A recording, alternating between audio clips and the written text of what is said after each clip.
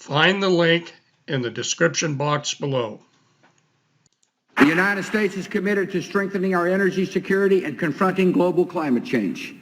And the best way to meet these goals is for America to continue leading the way toward the development of cleaner and more energy-efficient technology.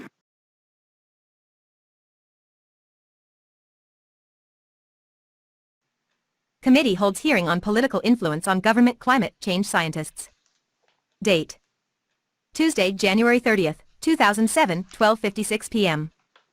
Location: 2154 Rayburn House Office Building. Allegations of political interference with the work of government climate change scientists. On Tuesday, January 30th, 2007, the committee held an oversight hearing on allegations of political interference with government climate change science. Witnesses at the hearing included a representative of the Union of Concerned Scientists, a former official at the U.S. Climate Change Science Program, and a NASA atmospheric physicist. At the hearing, the committee heard about numerous instances of political interference with the work of climate scientists under the Bush administration. A transcript of this hearing is now available. Widespread political interference with government climate science. Dr. Francesca Griffo of the Union of Concerned Scientists, UCS, released a new survey that revealed that 150 federal climate scientists personally experienced at least one incident of political interference during the past 5 years. UCS received reports of at least 435 specific incidents of political interference with the work of government climate scientists. White House edits to climate change documents. Rick Piltz, formerly a senior associate at the U.S. Climate Change Science Program, CCSP, testified that he left the program because politicization of climate science communication by the current administration was undermining the credibility and integrity of the CCSP. He testified about the role of Philip Cooney, former chief of staff of the White House Council on Environmental Quality, in editing science program documents like the CCSP Strategic Plan and CCSP's annual report, Our Changing Planet. According to Mr. Piltz, taken in the aggregate, the changes had the cumulative effect of shifting the tone and content of an already quite cautiously worded draft to create an enhanced sense of scientific uncertainty about climate change and its implications. Administration stifling communication of findings.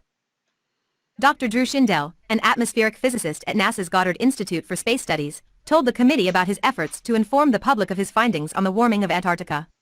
He testified that, as a result of intervention by political appointees, his press release was repeatedly delayed, altered and watered down. Dr. Shindell also testified that NASA scientists were prohibited from discussing their scientific findings with the press without a NASA press officer monitoring the telephone call or in-person interview. Preliminary results of committee investigation. Chairman Waxman released a memorandum at the hearing that summarized White House documents reviewed by committee staff.